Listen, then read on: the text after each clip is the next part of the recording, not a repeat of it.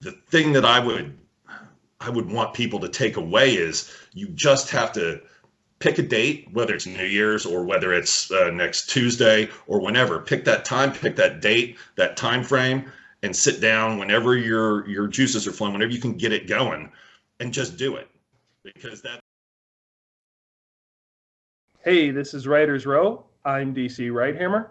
I'm David Gane, and we have a guest today. And that guest is? I'm Mark Sibley. I am a soon-to-be published author. And this is kind of a special episode because no one's really seen your face, right, Mark? Right. This is the first time. This is the first, unless you've gone and followed me over to LinkedIn where my face is prominent on my profile. This is it. I may not even uncover my avatar for this. I was going to say, what is your avatar, just for people who don't know who you may be? It's Casual Friday the 13th. It's always Casual Friday the 13th. That's why Jason's standing there with a Hawaiian shirt on. You know what? I kind of love the fact that it's called Casual Friday the 13th. Like, that's a perfect one. I've always just described it as like a Hawaiian shirt Jason or something, but yeah, no, that works. People do that, yeah. It was just a fluke. I threw it up there, and then people started equating me with that, so I was like, I'm gonna keep it. So, yeah. Awesome. DC, do you want to plug the show and the podcast? Absolutely. So if you like the content from Writers Row, both on YouTube form and on our podcast, available on Apple, Google, and Spotify, make sure to subscribe to all of those, or at least the ones that make sense for you. And if you're watching the video here, give this video a thumbs up and definitely comment down below. We do appreciate those interactions. And what are we talking about this week with Mark, DC? We wanted to bring Mark on because many of the authors we work with are writing with a day job, meaning that it is their passion, it's the thing they love, but they have to put that after paying the bills, putting food on the table, meeting other financial obligations. And so we got to talking to Mark, and he's got a very interesting situation that he's been able to really establish himself as a writer with a schedule, probably much more disciplined than me, but that's something we'll get into. And so, as usual, I'll open with a question to Mark. First off, give us a little bit of your background, and then tell us about how you got into writing. Let's start there, and then we'll unpeel it. All right. So, well, thank you first of all for having me on the show. And today is Veterans Day, so thank you to all those veterans in Canada as well. I grew up, my mom was a librarian, a children's librarian. So guess what I got growing up? Books. I got lots of books.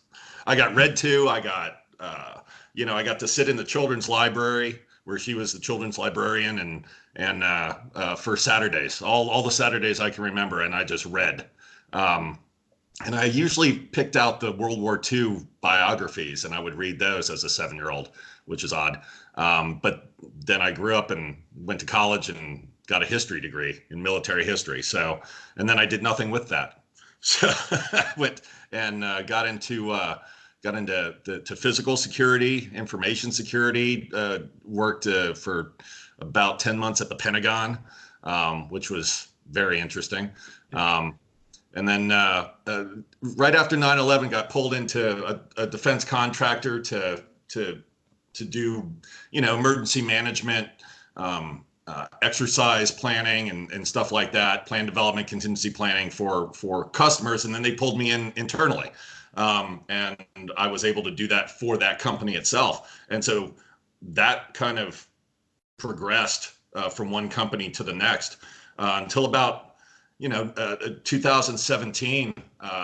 Frankly, I was a little burned out when you're always on call and you get calls at 3 a.m. And it's nonstop. And it's nonstop for years. even if you're on a rotation, it's nonstop for years because things get escalated, and then even if you're not on call, you get called. So it was a good spot for me to step out, do some independent consulting. And at that point I was 47. I was like, look, let's now or never. People have been telling me for years, you do these great exercises, war games, things like that. They're really in depth. You're enthusiastic when you do them. So why don't you write a book? Or like, well, I'd love to, but I have a day job. So here it is, February 2017, and I had a independent consulting company, and I was doing my own thing, sitting at a coffee shop, which kind of bohemian, right? Kind of the, people think of J.K. Rowling and her sitting at a coffee shop and writing. And I was like, yeah, I'm doing what J.K. Rowling did. No, it's nothing like that. No, they all look at you and like, well, why is he here every day? It's so odd. So I did start writing my book, even though I didn't necessarily, it wasn't planned to be what it is now, obviously. I don't think any of us, at least it's not been my observation, that many people, when they write a story, they don't know exactly how it's going to end. You got to dig into it. You got to uncover a bit of it, right? But I sat there and I did that for 9 months, and I came out with, like I was saying before, 70,000 words of just blah. It was just, I can't just one character, so it's an ensemble cast, and I had to, because I'm very ADD, well, not ADD, I'm OCD, but I get bored easily, right? So I have to switch, and I have to write from different perspectives. And some of the characters I wrote in my book didn't even make it in the book. I was like, okay, I don't need that person. That was just me being me, right? But after about nine months of doing that and consulting on the side, and so I'd sit in this coffee shop, and I'd start out with work calls during the day, and then I'd get into some writing when I had some free time, because again, like I said, it was my schedule, which is really bad for me, because I kind of need discipline. I actually got another gig, another job, a full-time day job, because one, health benefits are great, especially when you got a family. So went there, and now I have this full-time day job, and I can't write during the week. So it ended up being Saturdays, right? So I get into the coffee shop on Saturdays because I can't write at night because I'm brain dead. But on Saturdays, I'd get into the coffee shop and I'd start the process flowing and everything. And sometimes, I get distracted by things like, Twitter. And I'd be on there for a couple hours. But it's not quite a dumpster fire, except when you're on those Friday dumpster fire threads. I learned a lot from a lot of the other writers and saw their struggles and saw their challenges trying to do this. And when they write, and like DC was saying, you write like 15 minutes after lunch. And that's just my brain. I give you kudos for that, because my brain doesn't turn that fast. I'm a very linear person. I have to do one thing, and then I have to do the next thing, and then I have to do the next thing. So for me, it came about, I mentioned this also, I read a lot of books, and some of them are nonfiction. Some of them are kind of motivational type stuff, although not a lot. But I did find the one, Extreme Ownership by Jocko Willink and Leif Babin, two former Navy SEALs. And that book was okay. I dug it. I really dug it. But then Jocko came out with his follow-up, which is Discipline Equals Freedom. And it's written in big form. It's a big kind of coffee table book. And you turn it, it's just got his motivational quotes in it. Right. And I was reading it. I don't remember which one it was, but I finally was like, what other time of the day do I have to write that nobody else is up and that I can get the words out? And it turned out it's dark 30. It's but 0:30 in the morning. So the coffee shop's open at the coffee shop that I write at is open at 6:30 a.m. because for whatever reason I can't write in my own house. Go figure. And so I would get up for 5 days a week, and I would get in there, and I would be time bound, right? It's kind of like doing sprints. I see all the people, all the writers in the writing community, doing sprints and these things, which are great. And so I started to do some of those on Saturdays when I was editing. I don't know if that's the purpose of a sprint, to sprint edit. I don't think that works well. I think you sprint right. I think you focus when you edit for however long you need to. but because I had like 2 hours in the morning every morning, I wouldn't even open Twitter. And I think that's a big thing. If you get people to, especially writers that are struggling or they just don't know when they can write. I know for some people it's like ripping off a Band-Aid. It's like stabbing yourself in the eye with a spoon, getting up that early, right? But if you just go, okay, look, I got to get to this word count. I got to get to these characters. I got to get over that bridge. Yeah, I can only write, if I did this 2 hours every morning, that's 10 hours. That's a whole Saturday I'd sit there playing around on Twitter, right? So that's what I started doing. And I wrote another 70,000 words. So I thought my book would be, because I was a naive new writer. I was like, yeah, I'm going to bang this book out. I'm going to bang this book out in like a year, and it'd be 100,000 words, and it'll be, I'll self-edit it and all this kind of stuff. Yeah, no, I'm an idiot. So I ended up writing another 70,000 words in like 2.5 months, doing it that way. And they were much more concise words, right? They were much more thoughtful, much less of a hot mess. I know I like that term. I love it. Yeah, it was just less of a steaming pile of crap than the first 70,000 were. And because of that, I was able to go back on the Saturdays and I would edit what I wrote during the week and I would make that as good as I could get it. But then I'd have more time. So I'd go back and be like, maybe let's go back and look at that first chapter again, or the first 10,000 words. Because I hadn't done that yet. After a year, I hadn't gone back to look at the first 10,000 words. Wow. What 4-year-old on crack wrote those 10,000 words? That's what I wanted to know. Honest to God, it was a mess. So in the process of all this, I was able to get some breaks because I used 2 editors on this.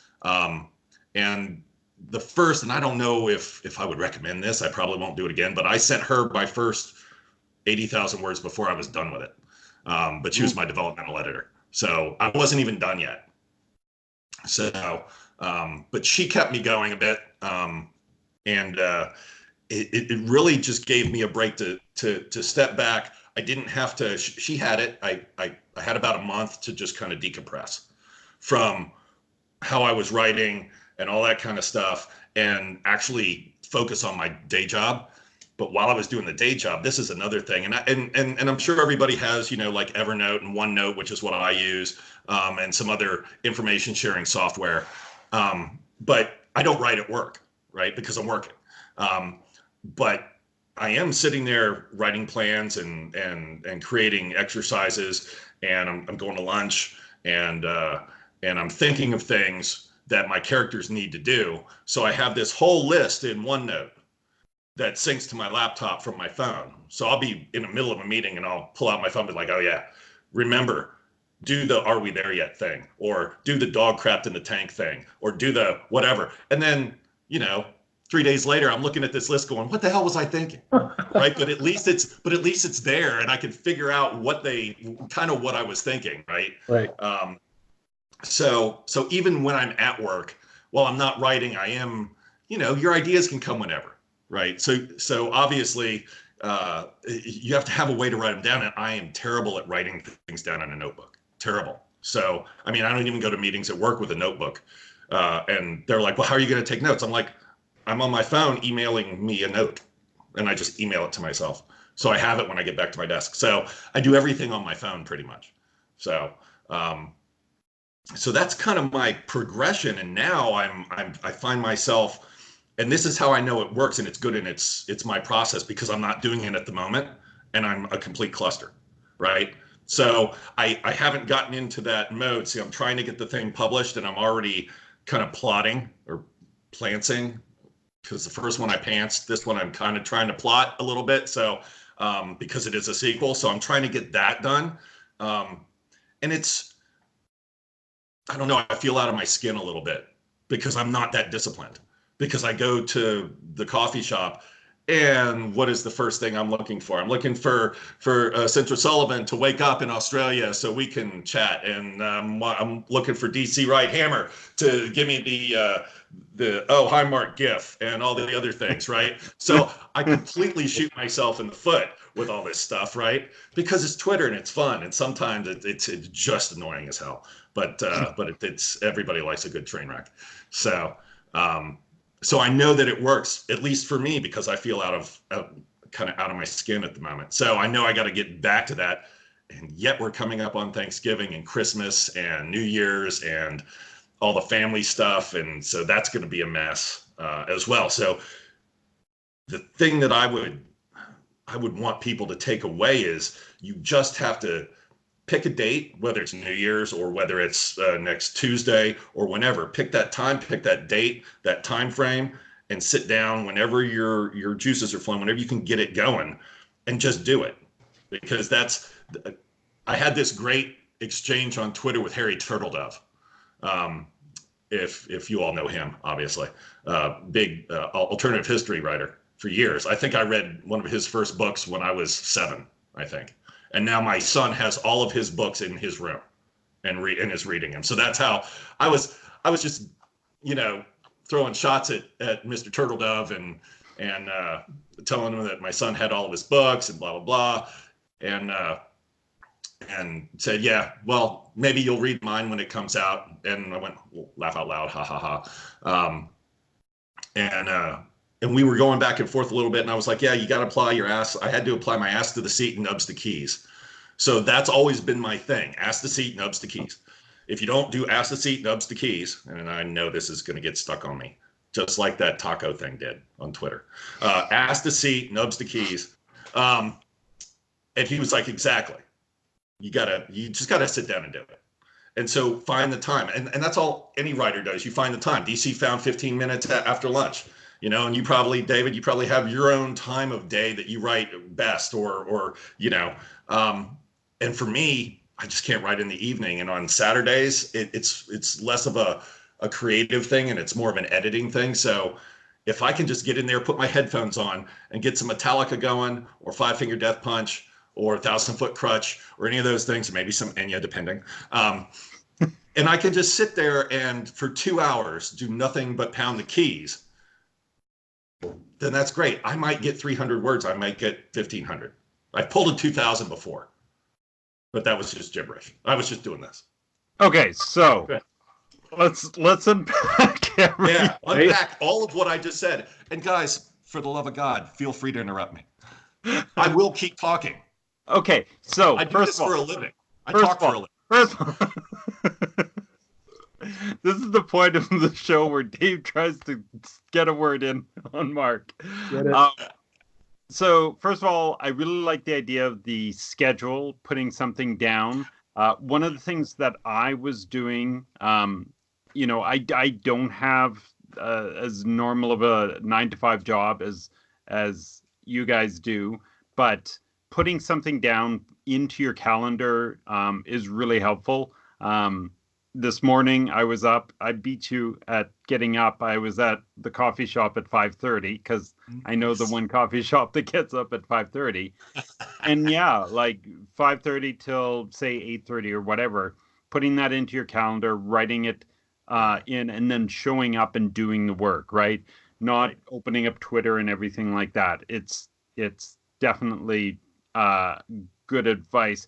And I also want to kind of mention something that you touched upon in DC had mentioned before the show started that you mentioned, which was that idea that it doesn't need to be, say, an hour, 2 hours, 3 hours. DC finds 15 minutes, and whatever time you find, I think is really important. There was a guy named Jerry Cleaver who did a book called Immediate Fiction, which is the book that I always recommend to anyone trying to figure out how to write. And he said, you know what, show up for 5 minutes a day. If that's all you can do 5 minutes a day. And then the next day, see if you can do 10 minutes, right? And expand it. Yeah. Well, and I think for new writers, I definitely agree with you guys. I think discipline and working within your means, you have to figure it out, right? But I think there's actually a psychological shift that has to occur when you're going from not thinking about yourself as a writer to thinking about yourself as a writer. And that shift is I need to prioritize this. This is important to me. This is who I want to be. This is what I want to do. You sort of have to really talk up yourself, and you have to give credit to your writing. And you have to then start talking to others about it and saying, this is what I want to do with my time. You need to set some expectations. So if you have a significant other, maybe you're stealing, instead of watching Netflix for 2 hours, you steal away one of those hours and you say, I need focused time to do either writing or editing or whatever it is. Right. But I think that's an important psychological shift, that if you have if you've been writing poetry here or there, you've been writing some short stories, and you just kind of been dabbling, don't undersell that. Don't think of it as just a hobby. Think of it as something that could be a real big passion of yours, and treat it like a part-time job, or treat like you're your own boss. That's the toughest part. It is a job. Well, It is. Well, when you're just getting started, you should think about it that way, but I don't think a lot of people do. So that's what I'm trying to tell them. It needs to be thought of as an occupation, but one that is so fulfilling and so personal and part of who you are. And I think once you make that shift, these just put yourself in the seat and type, scheduling the time, that stuff comes a little bit easier, because in your mind, like, you need to go to work, you need to make the money, you need to do all this stuff. Yeah. And when you put writing on that same level of importance, that I need this, that I am not going to be fulfilled as a human if I don't get the opportunity to write, that's when you start doing the things like I think you're talking about, is finding the niche time during the day. That's what I did. And it's even when you make that decision, people still don't necessarily see it as important. So you really have to be your own champion there and say, no, my Saturdays, the 2 hours on Saturdays, those are mine. Or no, Right. hey, you didn't come out to that one event. Yeah, well, my main character needed me, so I had to be there. Like, it's hard to describe that to people, but you need to own that and treat it accordingly. Right. No, I totally agree with you. I totally agree with you. And I think that's where I got to in that switch, when I went from independent consulting and writing at the coffee shop during the week to full-time job, Saturday only writing. But I had already gone so far, and I already gave it to an editor, and she gave me her editorial letter back, and she was like, hey, first-time author, a lot of you don't do this, but you wrote a book. And I was like, maybe I should take this a little bit more seriously and actually get into, some kind of rhythm with it. And so everything kind of happened kind of organically with that. But yeah, you have to start treating it as part of you and something that you want to do and something that people will say, when I'm gone, I don't care if they say I was an emergency manager or not, but I do want them to notice that I was an author, right? So an author, father, that's what's on my Twitter bio. Husband, father, writer, owned by terriers. That's it. I really like that idea, which is defining what you want to be known as, afterwards, right? Because if you say, I want to be a writer, and that's your end goal, then something DC kind of also just mentioned, which is, well, if I want to be a writer, what does a writer do? Well, they show up at the page and put words on the page, right? So then, okay, how do I fit that into my time, and finding, that little bit of time and doing the work is your first step to becoming, or to being a writer. I'm not going to say even becoming a writer or anything like that. Just define yourself. If this is what you want to be, then this is what the actions that have to be done to be that sort of thing. Right. So you have to move it from hobby to interest to, honest to God, like a thing that that your neighbors know, everybody knows that you're going to go do this on this day or at this time. This is when you're doing it, because my neighbors know, hey, so you made it to the coffee shop? And some of them even meet me up there, and they see, oh, Sibley's here, right? So that's the worst, though, because now they're going to interrupt you.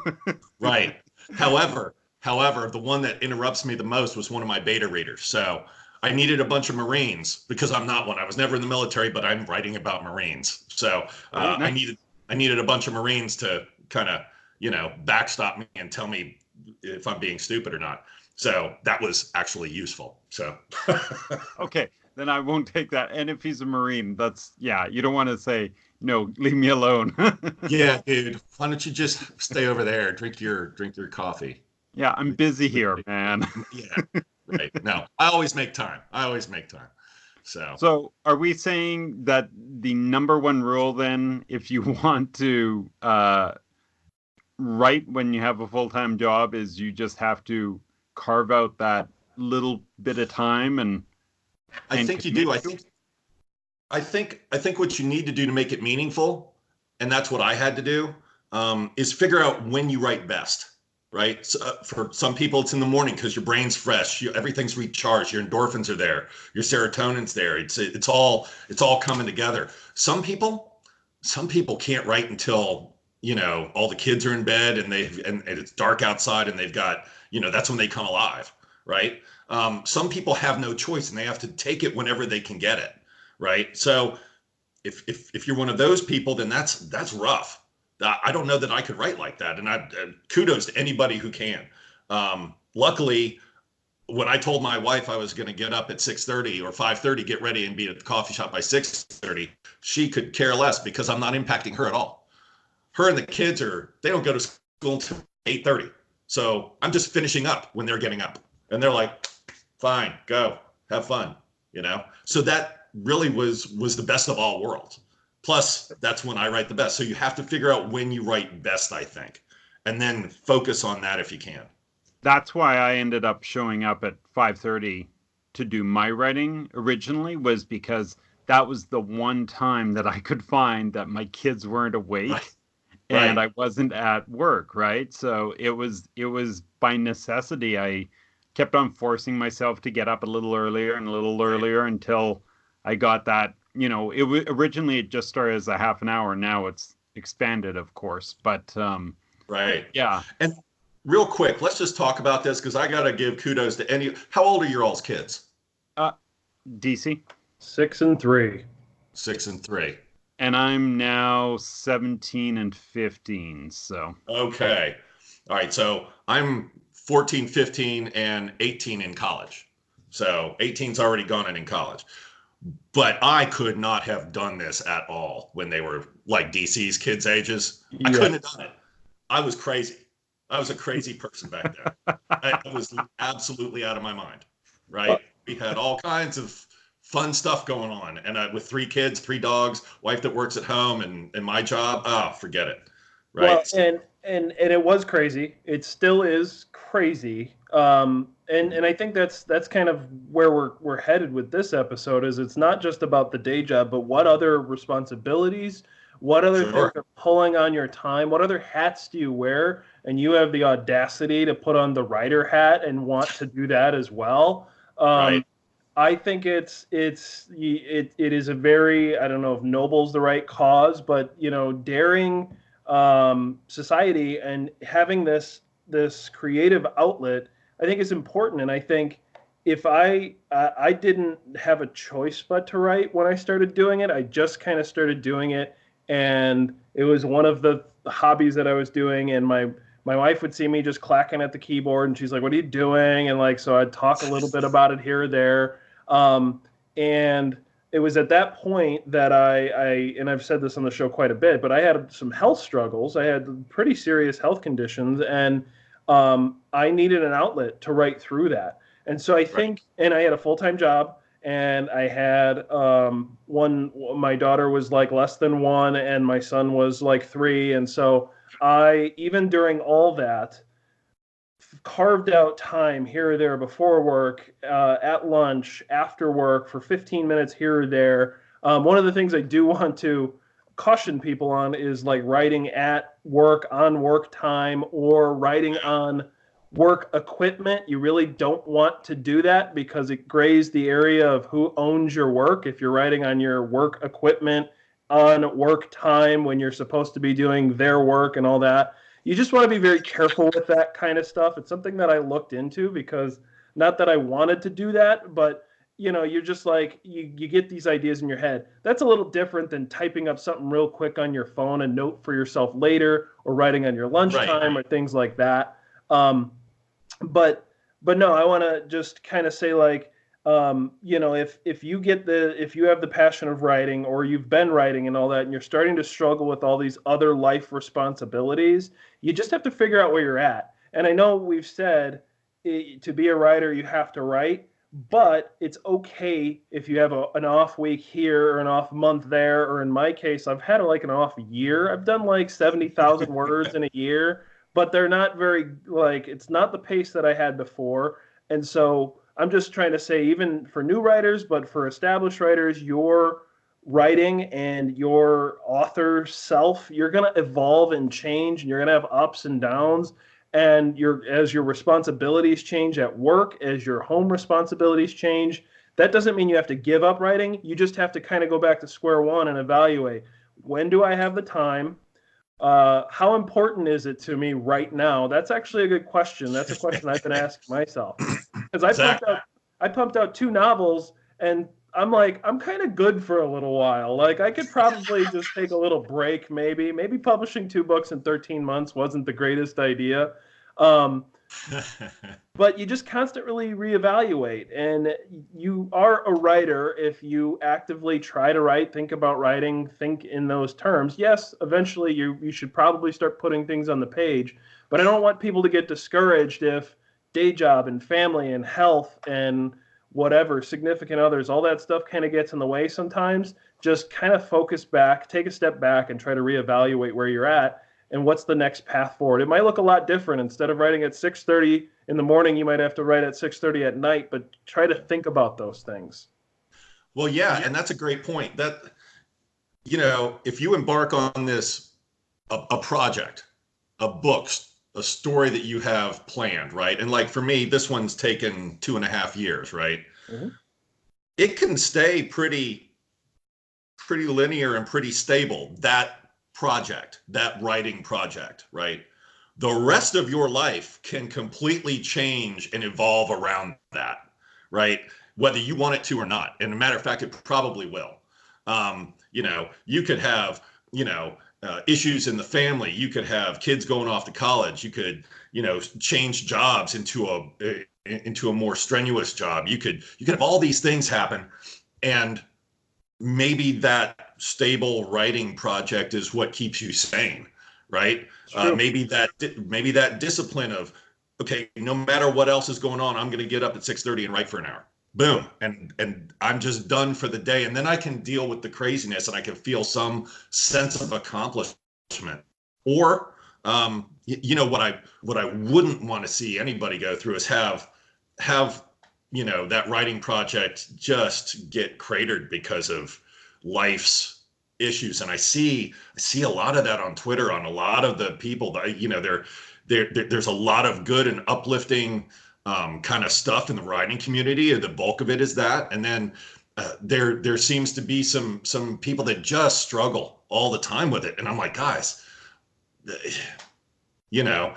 I want to reach out, I want to help them and stuff. And sometimes I do. And sometimes you give them a like, and you commiserate with them and things like that.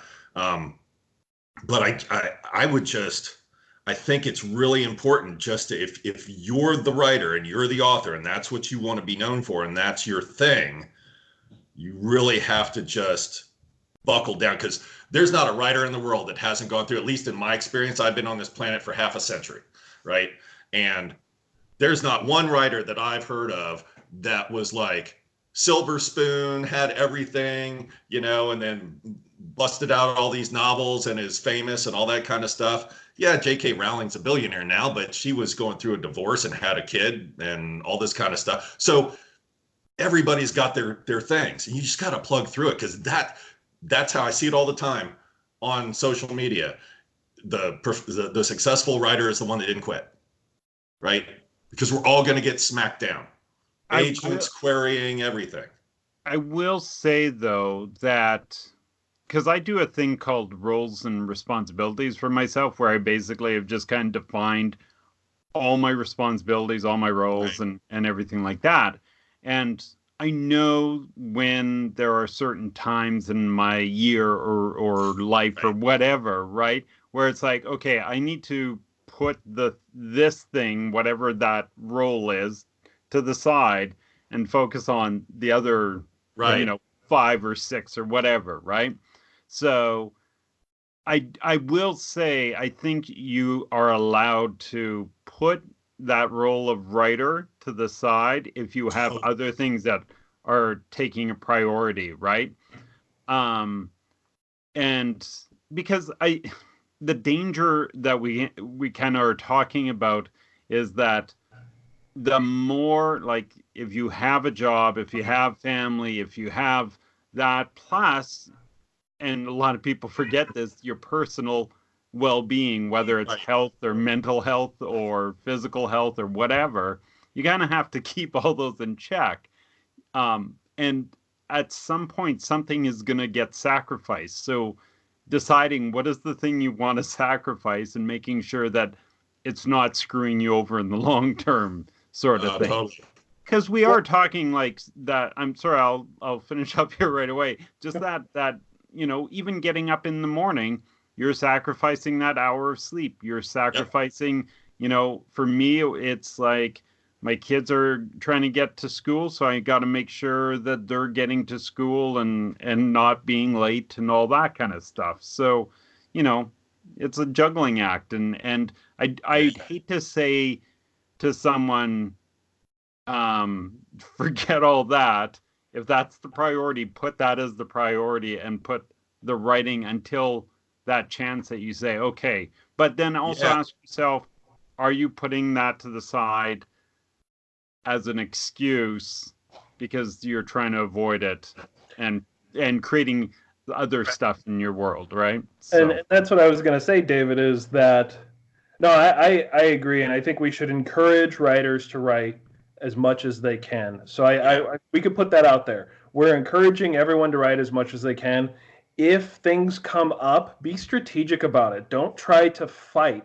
Like, yeah, you should fight for your writing time and you should take it seriously. But if the best thing for your writing time is to take a bit of a hiatus and deal with things that are going on in your personal life, at work, with your family, with a significant other, Yeah. just switch those roles and really give it your all, because if you can deal with that in 1 or 2 or 3 weeks instead of 2 or 3 or 4 months because you tried to juggle both, like, you really need to be strategic about it, and Mark knows that better than I do because he's strategic in his day job, right? You have to plan out how you're going to handle emergencies, right? I mean, Right. ultimately, you'd know better than I would how to do this, but just be intentional with it. We want you all to be able to write. We want you all to be able to have that time. You shouldn't feel bad if you get away from it. You should feel confident that when the creativity hits you, when your personal life, your day job start to calm down again, writing's going to be there for you. Writing's always going to be an Yep. outlet that you'll have. It will be isn't there. It's just like the day job. It's going to be there the next day. It's waiting for isn't Mark the number one rule of emergency planning is, you know, putting things like planning things ahead of time so you don't have the emergency. you. Exactly. Right. Right. Exactly. So you don't Exactly. want to have the dumpster fire because you We said, call "Hey, that screw that! I'm we gonna." call that good risk management instead of crisis management. Right. Right. So and what I was saying before, that is spread over my experience of 2.5 years. That's my writing project. Yep. So yeah, I was able to push through a lot of the smaller bumps, but I also knew that once I got that manuscript to my copy editor, I got 5 weeks. I got 5 weeks. I'm all yours, guys. I am all yours, and I am so looking forward to it. Hey, we're gonna go do this, and we're gonna go do that. We're gonna have time, and we can take care of some stuff, And so I really looked. It was kind of like my reward. I could jump back into my life, into my obligations that my awesome wife was taking care of. The routine and a lot of the non-routine. So a lot of people probably may not have that they may have a lot of obligations and no one to share the other obligations with, right? And they're also trying to write. And I feel for those people. That's got to be the most challenging thing, is to have a story in your head, but life is so weighing you down you can't get it out. right? And then maybe I would go to writing 5 minutes here and 5 minutes there just to get it out if I was that challenged with all that stuff. But luckily I'm not. But yeah, that's. So yeah, and just on a positive note, we'll wrap up here. No, I think Mark, what you have done is really astounding. You have found your writing niche. You had the day job instability for a little bit there between the consulting and then going back to full time, and you found it out. And so I hope that people who've watched this long, that take that away. Like, find your writing niche, whether it's before work, after work. If you've got this day job that's eating up, that is 8 hours of your day, find out whatever your niche is in there and do the writing. So, and on that note, we'll get to a little bit of promotion, that as we always do at the end of the show. And so, Mark, what would you like to promote? You kind of have an opportunity. This is odd because I have things kind of set up to kind of fall in a certain way, and I've been keeping the title and the cover and everything completely close hold. It's done. I even have my LLC logo that Katie Hageman did for me. So I'll promote her. Okay, nice. I will also promote Vengeful Lemon, who did my Paul Blake, who did my book trailer. So it is out there. There is a book. It's actually going to get done. It's going to go here in a month. Okay. And I'm going to let it drop all at once. So I'm not going to promote that at all. Very good. Don't do that at all. Don't promote. I'm not going to do dribs and drabs. All at once. Cool. David, what do you got?